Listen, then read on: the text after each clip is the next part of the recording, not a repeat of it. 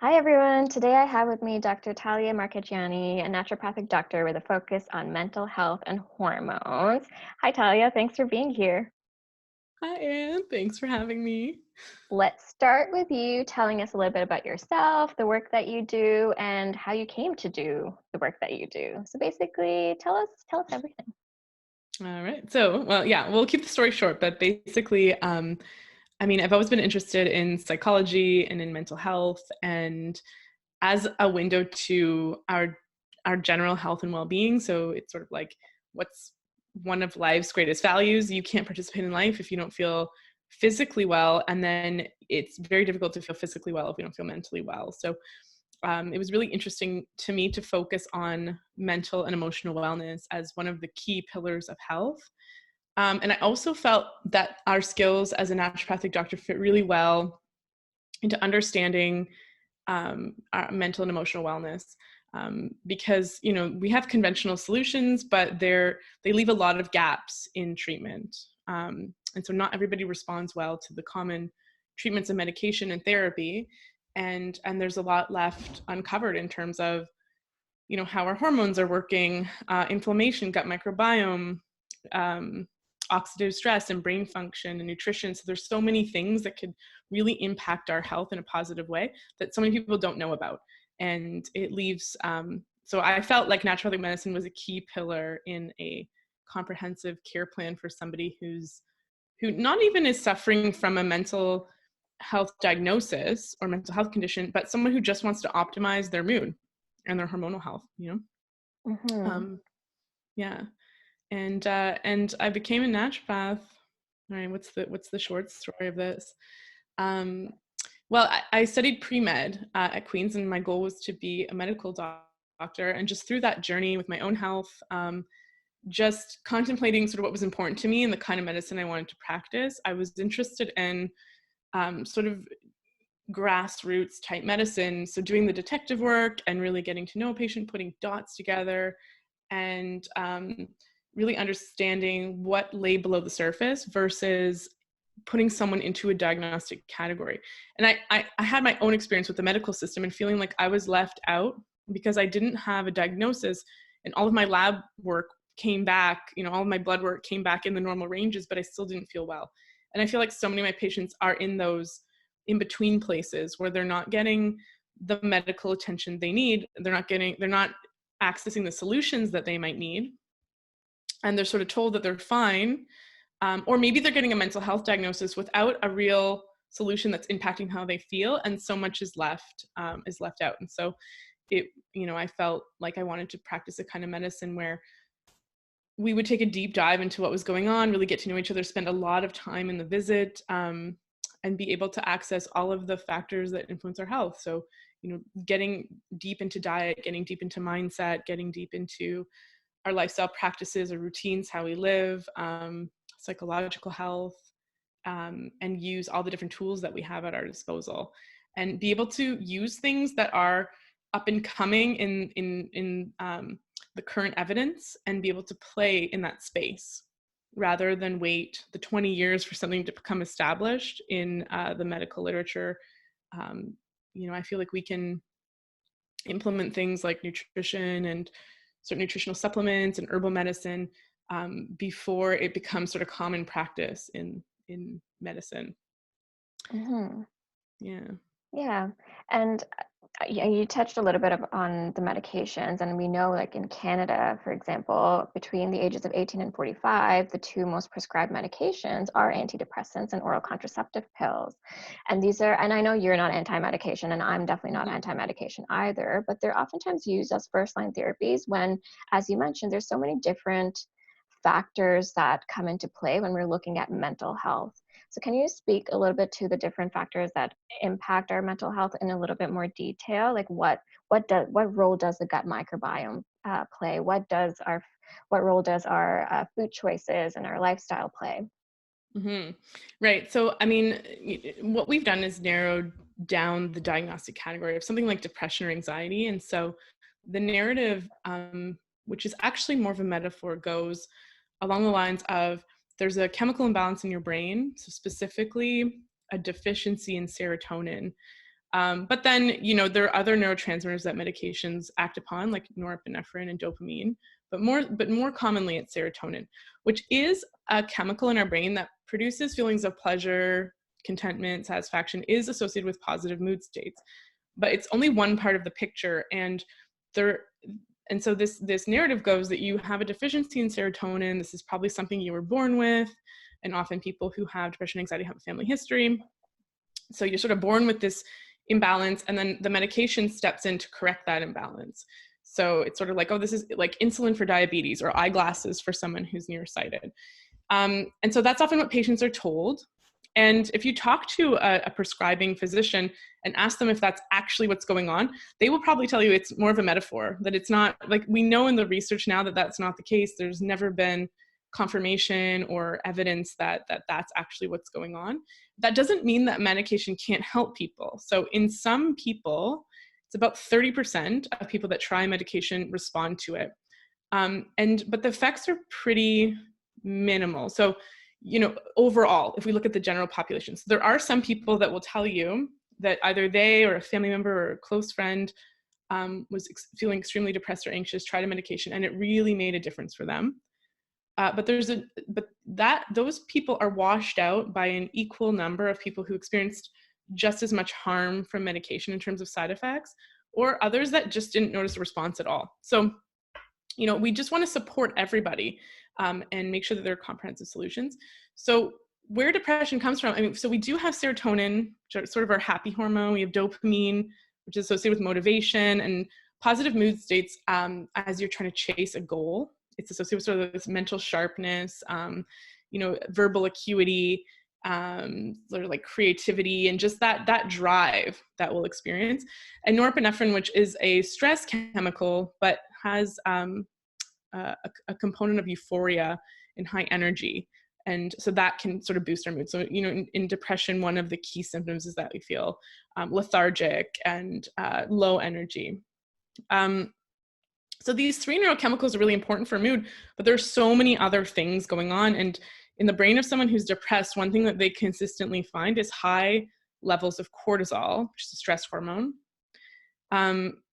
So there's high levels of the stress hormone, but the brain isn't responding to it properly. So this person is experiencing high stress hormone, but low effects of this stress hormone.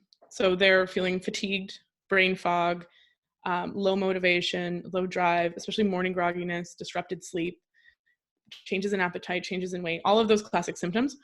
And so we have to understand, like, where would all that be coming from? Because we know that we're not just a brain and a body separated. We have our gut microbiome. We have antioxidants that our cells need to produce to clear out something called oxidative stress, which is sort of like these chemicals that can start to create inflammation in our brains. There are all these processes that go on in our body that are all connected to our mood states. And essentially, like, inflammation is one of the key players in someone with depression. So a little bit of inflammation that exists in the brain and body. And inflammation is, so if you cut yourself and and the area around your cut becomes red, swollen, painful, and hot, those are the 4 signs of inflammation. And that's, an acute process that happens so that your body can heal. Your immune system creates inflammation to heal that wound. You bang your elbow, same thing. You have arthritis, similar thing.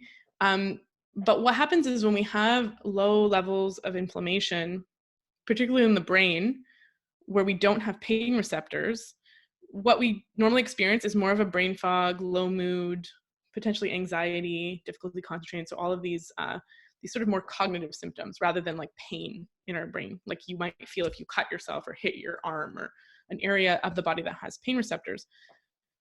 So we know that inflammation is important for looking at one of the underlying causes of any sort of mental health condition, but depression is one of the more common ones. And so our goal as naturopathic doctors is, one thing we can do is prescribe anti-inflammatories. So like Advil is one, but more natural versions would be like curcumin, turmeric, or fish oils. Some of these common therapies that you might find or read about for depression, like natural therapies. But our goal is to find the source of the inflammation, right? So we're looking at what is driving this fire in the body that's causing these low mood states. And the gut microbiome, because that's where most of our immune system lies, in our gut, is one of the key areas where we might uncover the source of inflammation. So, and there's so many different things we can talk about in that area, but, there are things like leaky gut, where the barrier between the gut and the rest of the body is permeable. So you think of like an open border between countries, sort of like letting a lot of things in and out that maybe shouldn't be there. Let's say, like, your body really wants to keep things controlled in terms of what it lets in and what it keeps out of the body. And and if something is inside our digestive tract, it's still technically outside of our body. It's not because the digestive tract is open to the rest of the world, sort of like a long tube that goes from mouth to anus. And so anything that you consume is not yet quite part of you until you digest it. But with leaky gut, you start to absorb different things that may not be good for you. And then when we have an imbalance in our gut bacteria, that can also drive inflammation. And we also know that gut bacteria can produce some of those neurotransmitters we talked about, like serotonin, dopamine, and even cortisol. So, our body is this whole ecosystem of different things going on, and we're trying to understand it. And if you drop chemicals in a river, that may affect things downstream from that river. It might affect the kind of trees that can grow, the kind of animals that live. So just, altering one part of an ecosystem can have these widespread effects because everything is connected. And same goes for our body. So an imbalance in the bacteria in your gut, or consuming daily a food that your body doesn't like, possibly could have these effects that drive inflammation and then lead to low mood and depression, or something like anxiety, or even bipolar disorder. And so our goal is to go upstream and figure out what caused it all. Yeah.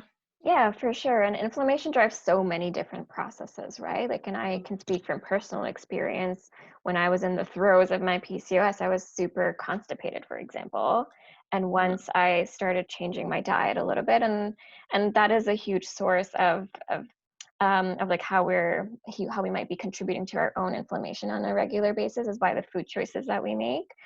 And that shifted my gut, and that automatically started shifting my hormones as well. And then the mood changes that I was having, because I had low mood, and then that was exacerbated when I went on the birth control pill, and then it was still there when I came off the birth control pill. So there's all these like connections that we sometimes miss, because we're like, okay, anxiety, depression has to do with the brain. Let's treat that only and not look at all the other things that might be happening. So can we talk a little bit about the birth control pill and how it can impact mood? Because some women, as you mentioned, even with medications for anxiety or depression, they tolerate it really well and they see an impact from it. Same thing with birth control pills. Some women feel kind of the same. Some women feel maybe a little bit better because their hormones are in a different state. However, there's a huge population that does not do well on them. What impact is the birth control pill having on our neurochemistry and our biochemistry? Yeah. So again, it's kind of this idea of altering one aspect of our health. And this is a lot of what, again, not anti-medication, but when we prescribe medication, we have to understand the far-reaching effects, because one of the things that medications do are target one specific thing, but our body doesn't work that way.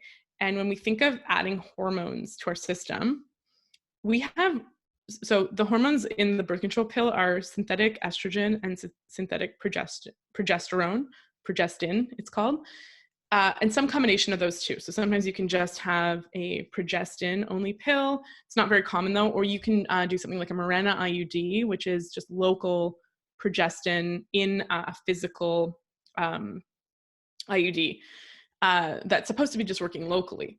So every single cell in the body interacts with those two hormones in some way. So when we think of, okay, birth control pill is just going to work on our reproductive system, that's not exactly right, because we do have receptors in our brain, bones, breast tissue, like every tissue is influenced by up the fluctuations of estrogen and progesterone. And we know this, right? Because before your period, you may feel a different mood state. If you're sort of tracking your period and paying attention, as you always talk about, there are these different moods and emotions, and even just the way that our cognition works is different as our hormones fluctuate throughout our cycles. So when you're adding in a synthetic version of those hormones, and you're kind of, first of all, flatlining your hormones, which for women that are going through huge ups and downs might actually be a bonus, beneficial, but you're not actually adding in the exact hormone. So they're a little bit different. It's kind of like so when you try and open like a lock with a different key, it might slightly fit, but it may not turn that lock exactly the way the key that was made for that lock will. And so same thing with these hormonal systems. Hormones act like locks inside a key, which are receptors on our cells, and they talk to those cells and tell them what's going on and what should happen in the body. And so if you don't have a perfect fit, you're not going to get the exact effects of what a natural version of that hormone might do. And sometimes in some women that might not matter, but in others it might, because our estrogen progesterone fluctuations are impacting our brain and our mood, inflammation levels, gut microbiome, like essentially the entire system. And so a woman who maybe doesn't make enough progesterone, which could cause something like anxiety or or more inflammation in the body, or issues with the kind of bacteria in their body, or things like elimination. They may be a little bit more constipated. They might notice more weight gain, more water retention, things like that. Adding in a progestin, a synthetic version of progesterone, may not have the effects that reverse all those symptoms in every single part of their body. It might not alleviate anxiety. And if a woman has normal fluctuating hormones, but is just using the pill for contraception, it might alter her hormones in a way that's not beneficial for her. And we have a large Danish study that was done in, I believe it was 2015, but I can double check that. And it did show a correlation between teenage girls being prescribed oral contraceptives and their risk of depression. And so we know that altering our hormones is going to have an effect on our mood in some way.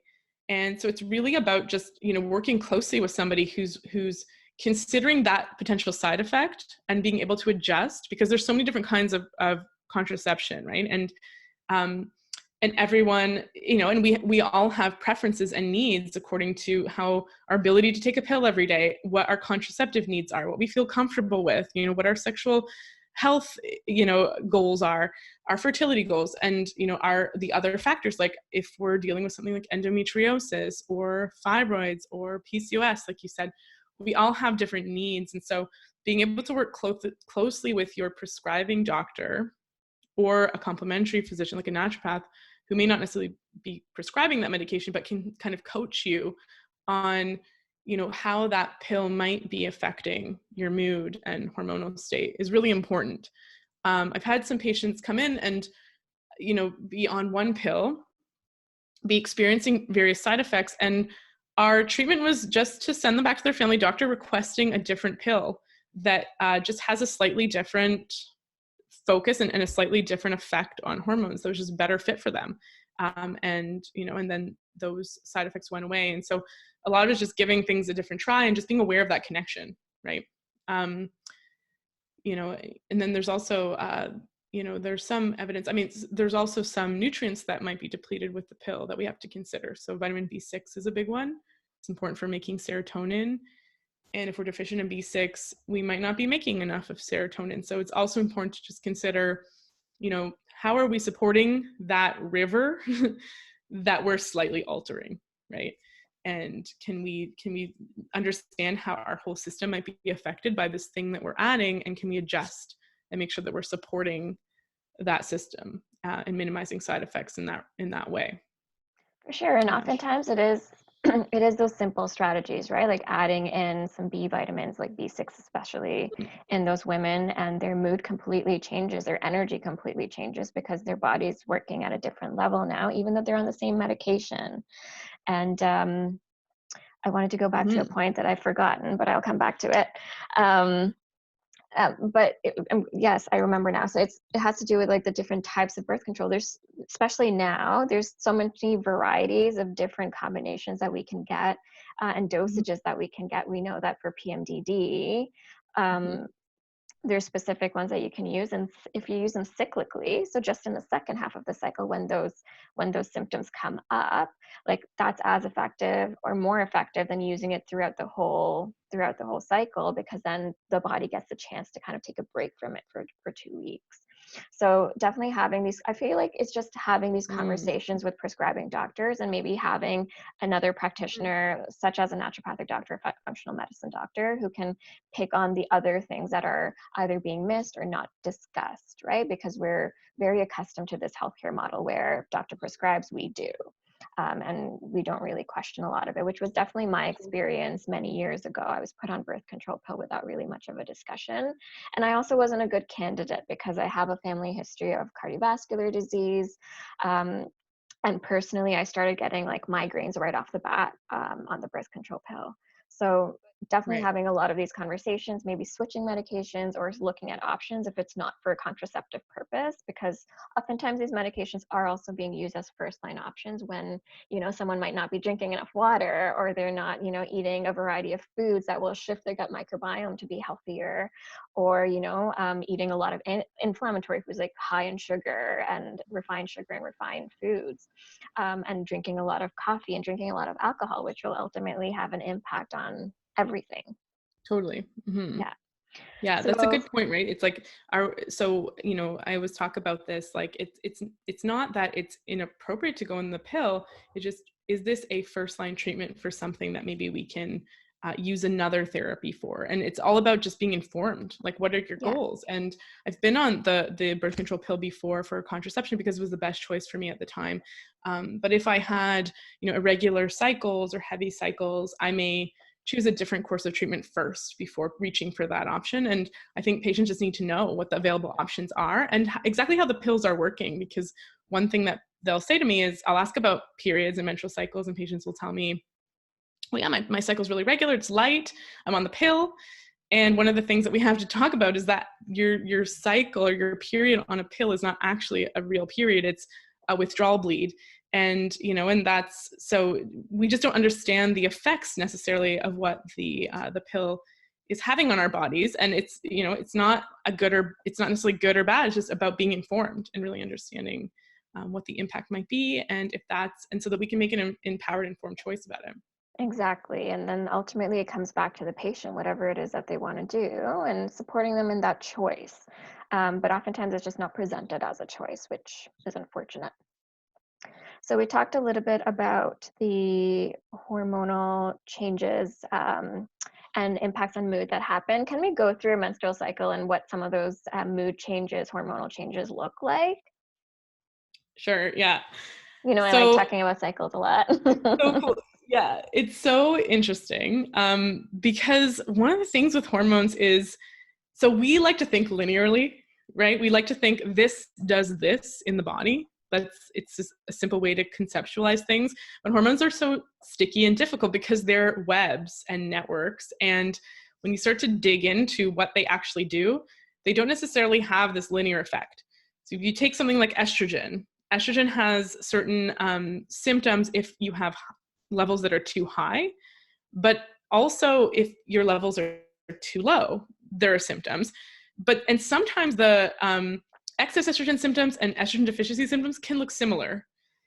And then there's also the relative levels of hormones, right? So you might look like you have high levels of estrogen, where your estrogen levels are completely normal, and it's that progesterone, which opposes estrogen or works with estrogen to balance it out, may just be too low. And so, like, take testosterone, for example, or male hormones, androgens in a woman's body. If a woman has high androgen-like symptoms, it's like acne, hair loss in places you don't want, which is what you say, and hair growth in places you don't want.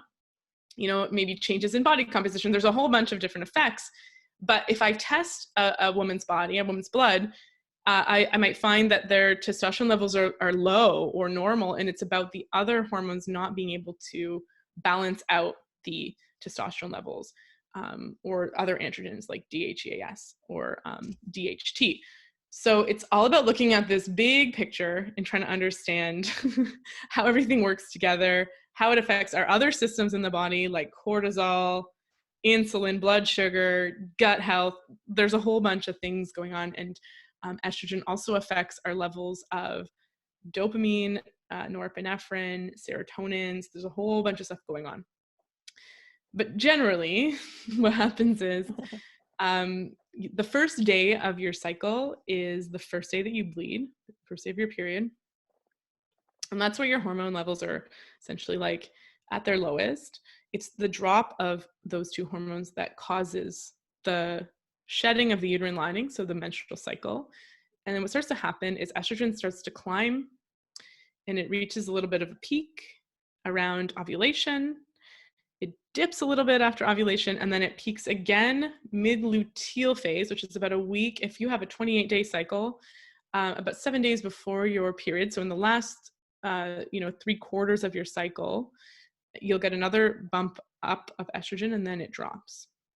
And after ovulation, progesterone rises, peaks around the same time that estrogen peaks in the mid-luteal phase, that same, day 21, 1 week before your period of a 28-day cycle, and then drops. So estrogen's got a little bit like an M pattern. So it rises, it dips a bit, rises again, and drops. And progesterone is just like an upside down U. So rises and falls. There are other hormones at play, but those are two big ones in terms of promoting ovulation, building a uterine lining. And so, what we typically notice is when estrogen builds, depending on other factors, typically we notice, so estrogen slows down dopamine clearance, and dopamine's all about motivation, focus, positive mood states, drive, particularly sex drive. So when estrogen rises on its own, sometimes, so like that kind of during ovulation, some women will feel really motivated, really focused, able to perform well, more creative. But when estrogen's a little bit too high, we might also feel more anxious. So it depends on how your body, like your maybe genetic predispositions, the presence of other hormones in the body, how you might respond. But typically the first half of the cycle, women feel more positive mood states, more motivation, more energy. And the second half of the cycle, particularly that week before your period, a little bit more of a volatile mood. And this could look like more irritability, more anxiety, more sort of low mood states. And this has to do more with, the balance between estrogen and progesterone during that second half of the cycle. So progesterone typically has like a calming effect on the body, but when those two hormones are out of balance, that can cause more anxiety. And also how we are able to clear estrogen, because when estrogen goes too high, it can also be associated with anxiety. It slows the clearance of epinephrine and norepinephrine, our anxiety hormones. And some people will experience inflammation in response to some of those chemicals, which can then cause low mood. So, typically women will feel the best once their period finishes and the worst right before their period starts. Yeah. But we have like tons of variety, right? Because somebody might be suffering from painful periods, and so that week's not going to be fun. Premenstrual migraines, premenstrual dysphoric disorder, or PMS. So something, hormonal states associated with other things like histamine and a sensitivity to progesterone, particularly, that are causing rapid and very dramatic changes in mood when those hormones shift.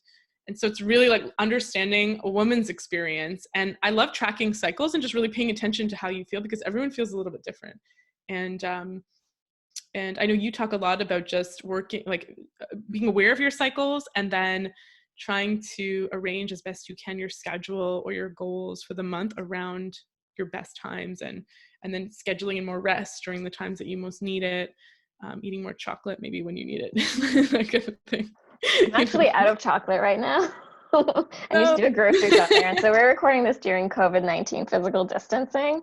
So, the 2-week shopping trips have rendered me without chocolate for the last few days. Yeah. But thankfully, it's my follicular phase, so I'm tolerating it pretty Yeah, you're like, it's in a week or so, you're like, I gotta run good. out. I gotta have some chocolate, yeah. Yeah. But it's so true, like what you were talking about, this interplay between hormones, because even when we look at research on estrogen and progesterone alone, the Mhm. impacts on different cells is so complicated. Even if we look at like fibroids, for example, and they're like the role of estrogen and progesterone, it's not just estrogen and progesterone, it's all the other factors as well, the interplay.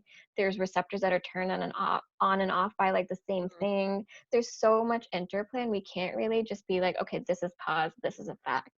And that's why I love our medicine, because we look at the whole body and figure out what can be contributing factors. Even if there's not a clear cut answer, Mhm. we can piece it together really nicely, and support our patients in that way. And the hormonal system, for sure, it's like a web, and then it Mhm. has offshoots from that web, and then the neurotransmitters, for example, have their own web, and then there's like feeding into the gut. Like each of our systems have their own webs, and these are like complicated layers of intertwined fun. So Totally. yeah, so like the body's super fascinating, and that's why I chose medicine in the first place, because I loved how everything was so fascinating, even at the cellular level, how the mitochondria work and how your organs work and all those sorts of things. So it's um, if you're a listener, just make sure you make sure you understand that it's not just like one thing and then one result.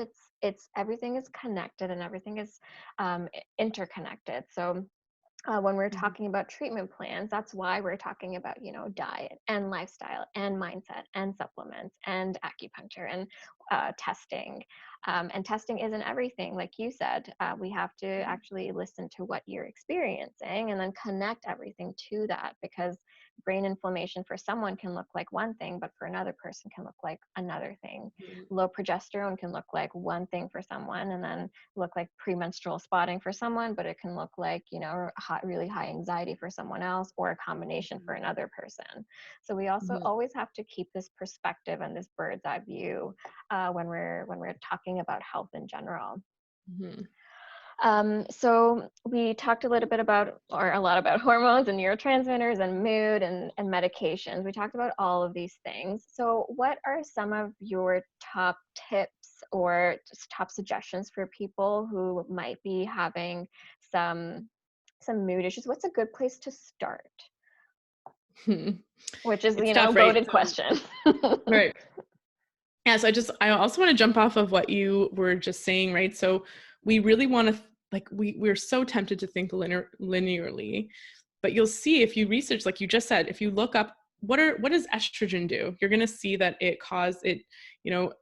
causes thickening of the uterine lining, causes the proliferation of breast tissue and secondary sex characteristics in a woman, and then you read about something like estrogen dominance, which is sort of in natural health spaces, and estrogen sounds like this evil thing. And then you look at conventional medical research, and the drop of estrogen is what's causing all the symptoms of menopause, like vaginal dryness and brain fog and decline in cognitive function, motivation. So it's really about looking at that whole system, because you can't just say estrogen does this, and it doesn't act like a drug. Whereas a drug is like has one effect or one goal, and of course they drugs don't cause side effects, they're just part of the effects of the drug, they're just unwanted. But we're trying to chase a specific goal, and it's tough to do that because our body doesn't, it's hard for us to even think about how hormones work, because we are um, such linear thinkers. So when we're thinking of, okay, what would we do for somebody with a specific symptom, we're trying to think as non-linearly as possible. We're trying to paint the entire web out as best we can and bring in as many puzzle pieces and factors as we can to start to connect the dots and get this picture. And part of that is the health history. That's extremely important, is going through in detail all of these different factors. And a lot of the time there's strange questions that someone might be asked. Like I might dig into someone's response to a medication, which is going to give us clues to what is going on at the level of their biochemistry and hormonal chemistry. What kind of pill was a good fit for you? What kind of pill produced side effects that you can tolerate? Just really understanding what's happening. Looking at things like, are you bleeding halfway through your cycle?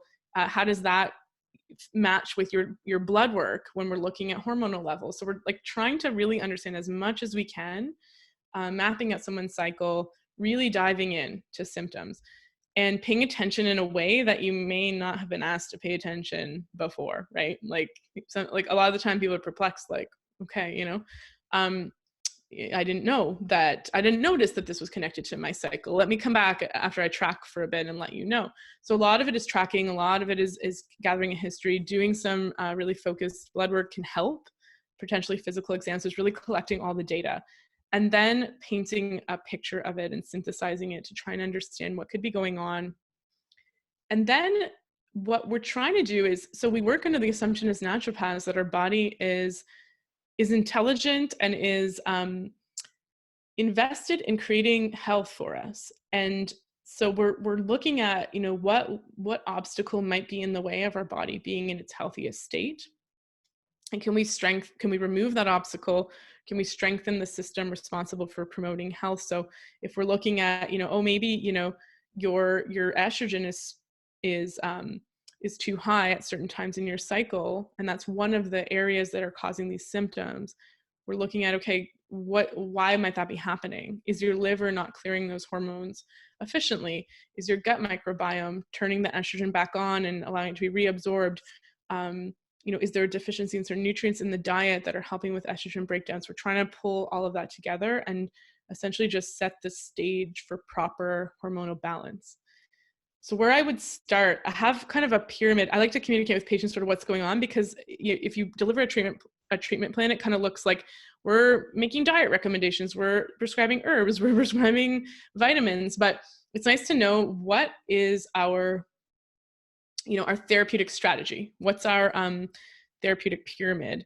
And I always start with baseline health foundation. So, if you have a wilting plant, chances are you're going to think about it in terms of what does this plant need that it's not currently getting, and trying to set general lifestyle principles that are just feeding our body and promoting health that our body needs. Like, we need food and nutrition, we need movement, we need social connection, we need time for rest and relaxation. There are just certain things we need.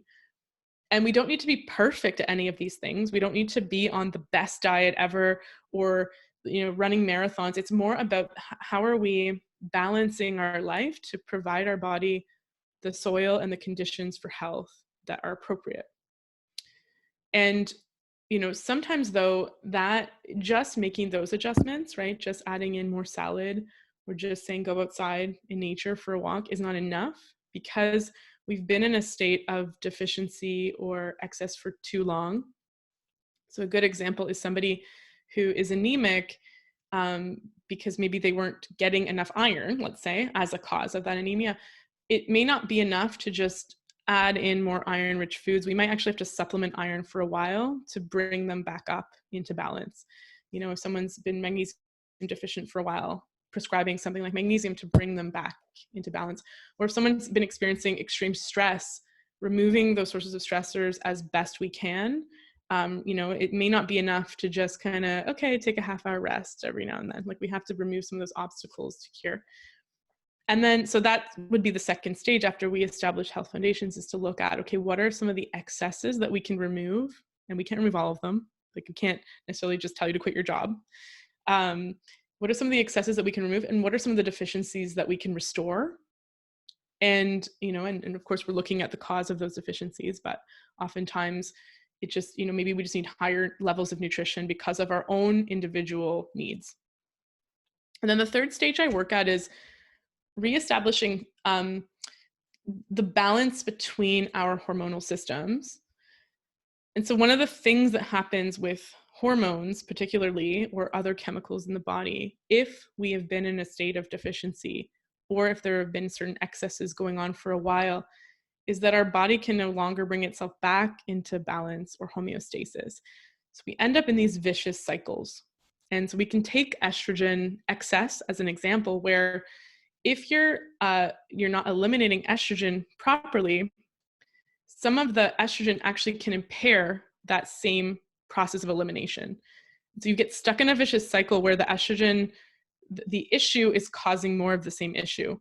And so then we have to, I believe, as naturopathic doctors, intervene in that cycle and try and reverse it or stop it. So in that case, would be like working on the gut microbiome to get things moving, putting, adding in some phytoestrogens into the diet to help with rebalancing estrogen, working on liver clearance, adding in nutrients. And at that stage, I like to work with herbs a lot, because herbs work very much like hormones, where they rebalance things in a very intelligent way that acts like a network. Because herbs are like they have certain chemicals that work like hormones, and they tend to have a very balancing effect on the body when it comes to hormonal systems. So I often use herbs at that.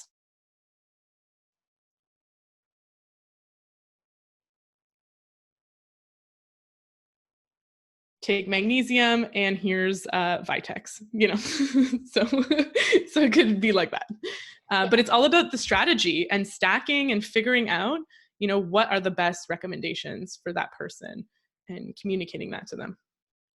Yeah, and you framed that so nicely, like, getting rid of the obstacles, or as much as possible getting rid of the obstacles, and then addressing the nutrient deficiencies or excesses, and then maybe pressing restart or reset on some of the organ systems that need that support. Because you're right, like, there's so many cycles that we can enter. And same thing goes with like gut microbiome and anxiety, right? Like, if you're anxious, it'll change your gut microbiome, and then the gut microbiome being different will feed into the anxiety. So we have to, at some point, for depending on the person, press reset on that and kind of reestablish, like, okay, ground zero, and let's go from there. And that's the same thing for like most, especially like chronic conditions or conditions that have been going on for a long time, or anything that you might have recurrent episodes of. It's a similar strategy, right? Like, we have to look at everything and then work on it depending on who that person is, what their genetics are, what their symptoms are like. No, your sound went off. I think you muted. Can you hear me now? Yeah, now I can hear you. Okay. Yeah. So, and it goes back to like what you were saying, and what I love saying is track your symptoms, track how you're feeling, and that could be, in relation to cycling, to your cycle if you are a cycling woman, and that could be not related to your cycle if you're like postmenopausal, or you don't have a cycle anymore, or if you're postpartum. Track your cycles, because then you get a better idea of what's happening in your body, and then you can also relay it to your healthcare providers and advocate better for strategies that work for you. That's really why I love tracking, right? Like, it just is more information, and more we can make a better kind of. Oh, you're mute again. No. What's happening?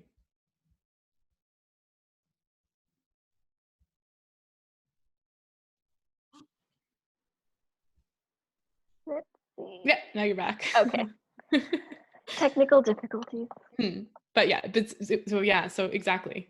Yeah, it's like, yeah, I mean, the tracking is so important because so much information is pulled out of that, right? Like, because we're able to then map your cycle, because symptoms, I mean, most doctors will tell you 80% of the information comes from symptoms, or more even. And so someone can tell you, yeah, 3 days before my cycle is when I get a raging migraine, then I start feeling bloated, I get breast tenderness, then I have a very heavy period, then the period stops, then it starts again, then I feel amazed, then my mood is amazing afterwards, then I start to get anxious again. Oh, okay, so we're really understanding. I also have constipation, I also get headaches, and have depression. So like, we can map all that together and figure out what could be going on, and come up with a strategy, as opposed to Googling PMS vitamins and finding a list of like 40 things that you could be taking and not knowing how to triage the importance of any of those things. For sure. And, I know I've seen lots of those patients. I'm sure you've seen lots of those patients. And then those things, like, sometimes it's a great, they picked the right thing that worked for them. But more often than not, it's like, oh, I tried this thing, but it didn't work. Or I've tried supplements and they don't work. But it's not as simple as just saying I've tried a supplement, right? Like, there's so much more to it, as you went over today. Totally. Yeah. So And it's Talia, hard to be, sorry, just one last no, thing. no, Yeah. yeah, But I please. mean, and even like with someone with a healthy lifestyle, right? Like we talked about, so those health foundations are extremely important, but when you've been dealing with something for a long time, it just might not be sufficient. So it can be really frustrating when patients come in, they're eating really well, they're moving every day, they're managing their stress, they're doing yoga, meditation, like they've got a whole, health strategy going that's really positive, but they still might be dealing with something. And so it's again, a lot of it's not your fault, and it's just understanding like what might we be locked in these vicious cycles, and how can we intervene with them, right? Or how might our own individual needs not be met, where we might just need more B12 because your body just, maybe just based on the conditions of your lifestyle, you need more to meet your health goals and meet your dreams, or maybe your body just clears it more efficiently, and so you just need to add more into your body. So just different things like that. Yeah, and even with like a healthy diet, like going back to what you were saying, that if someone might be eating like really well, eating really well can look like different things for different people, right? Like because we do have different needs based on our lifestyle, based on our genetics, based on who we like, our physiology and our biochemistry and all of those things, and also what stage we're at in life, right? Like someone postpartum might need a completely different plan than someone before that. Or if we look at menopausal women, they're like, well, I've been eating the same, but my body is like putting on weight like no tomorrow. So Mm-hmm. there's all those variations that happen. And especially if we look at nutrition research, so much of it has been done in men, and then we're Mm-hmm. translating that to women, and it doesn't work the same way. Women are women, like they're not small men. So we also have to like take all of those things into consideration, because I don't know about you, but I get a lot of women who are coming in on, especially in the last 2 years, on the keto diet, and they're like, yeah, it worked for a little bit, and then I don't know what happened, but like everything stopped working. And that's because women's Totally. physiology is completely different. And Totally. yes, there was some weight loss because A, it was a shift, and B, keto Mm-hmm. diets are generally calorically low, Mm-hmm. and more satiating. However, over time, your body needs those other nutrients that were neglected in that diet. So there's Totally. so many different considerations to have. Mm-hmm. Yeah, totally. And it's like it definitely is no one size fits all for diet. And I think you and another one of our colleagues both had good results with your PCOS. So same condition. And for you, it was moving to a plant-based diet. And for her, it was going from vegetarian to eating meat again. And so Yeah. you look at that and you're like, well, what's the perfect diet for PCOS? There is none. It's about your own body and what its needs are. And you have different physiology and different needs. And so it's worth exploring different things and working with someone that can help you pinpoint, how the effects of things that you're eating might be impacting your health, and help you realize and make those connections. Yeah, Mm-hmm. absolutely. So Talia, I have one question for you, which is, like I mentioned before, we're doing this interview during COVID-19. How are you taking care of yourself? How are you taking care of your mood? Because there's been lots of different moods that we've been experiencing, right? From anxiety to despair and depression to happy and joyful and grateful and everything in between. What are you doing for yourself, and how are you taking care of Mm-hmm. yourself? Yeah, I think my biggest challenge has been to get back into routines and to I think a lot of us have been actually moving through the stages of grief, and I didn't recognize it as such, and so one of the last stages is acceptance, and just how does this new way of living um, require me to change my routines in a different way. And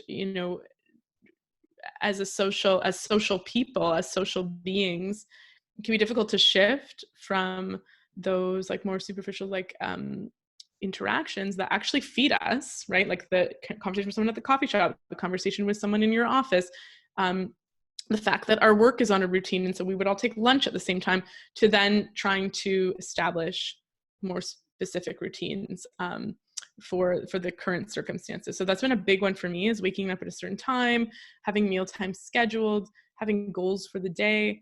But the biggest thing for me has been getting outside and being in nature. And there are different thoughts around that. Everyone has a different comfort level when it comes to the potential risk exposure.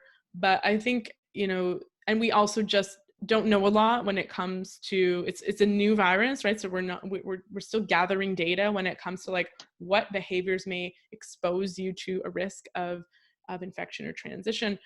But I think as long as you can maintain your 6-foot distance and come home, wash your hands, take all the precautions necessary, wear masks, that being outside is so essential to our health and well-being. And so no matter the weather, I'm getting outside. I also have a dog, so it makes it a lot easier. And I also feel comfortable. I mean, sometimes it's easier to meet the needs of someone that we're caring for than our own needs. So having a pet can be really helpful for like, well, he's got to go out, and it just kind of keeps you on that rhythm. But being outside in nature has been one of the main things that's kept me going during this time. And it's one of the things I'm encouraging people to do. And the other thing is Zoom interactions or WhatsApp or like face-to-face video conferencing with people. Setting up dates with people online. So whether we're drinking wine together, having a coffee in the morning together, or even eating our dinner together, you know, the way that I might go and visit someone in their house, I'm trying to schedule Zoom face-to-faces, because, you know, we don't necessarily need to social distance. It's about physical distancing. And so the more we can connect, you know, keep those connections alive, the better. And so I'm running a 5-day meditation challenge. I have 2 challenges going. A cortisol care challenge, which is about regulating our hormonal systems with regards to stress. So using lifestyle to help our stress response, get better sleep, feel more energy. That's a 5-day challenge with 5 days worth of videos, short videos to just explain the different tasks. And then a 5-day meditation challenge based on the request of my online community. And so that is 5 specific meditations, helping people, no matter what your level is, whether you have a meditation practice already or you're just getting started, or just shift you into a daily practice. They're about 15 to 20 minutes, you know, and with lots of coaching around, you know, shifting positions. So it's not something that you need to be advanced to try at all. And with that meditation challenge, I have a little bonus challenges built in. Just small self-care strategies that people can implement if they want to. Things like, let's do a media detox today, like as best you can. Maybe it's not appropriate for you to totally shut everything off, but can you just maybe not look at the news most of the day, or maybe just reserve your news exposure to 1 hour today, or things like that that can just shift our mental health and mood, and make us aware of you know, how these new circumstances are affecting our mood and mental health. Yeah, those sound like great challenges. Your cortisol challenge I did, which was awesome. I highly recommend it, and I'll throw the links to those in the description for this video. And where else can people find you if they want to connect with you or hang out with you? So you can find me on Instagram, Dr. Talia ND, and I have a Facebook community called the Good Mood Project, and we can put links up for that, where you can access different videos, different resources, and things like that. Absolutely, and I'm part of that group, and I love it. Talia, as you can tell from this interview, is full of wisdom, and I love talking to her. She's also a good friend of mine. Yeah, and I have a Yeah, video with Anne on my page. Yeah, that's true. and Instagram. Yeah. All right, so I'll throw the links to those. Talia, thanks so much for being here. Thank you for sharing all your wisdom and how you approach healthcare and all that information on mood and the intricacies of the hormones. So happy we were able to do this. Yeah, thanks, Anne. This is a lot of fun.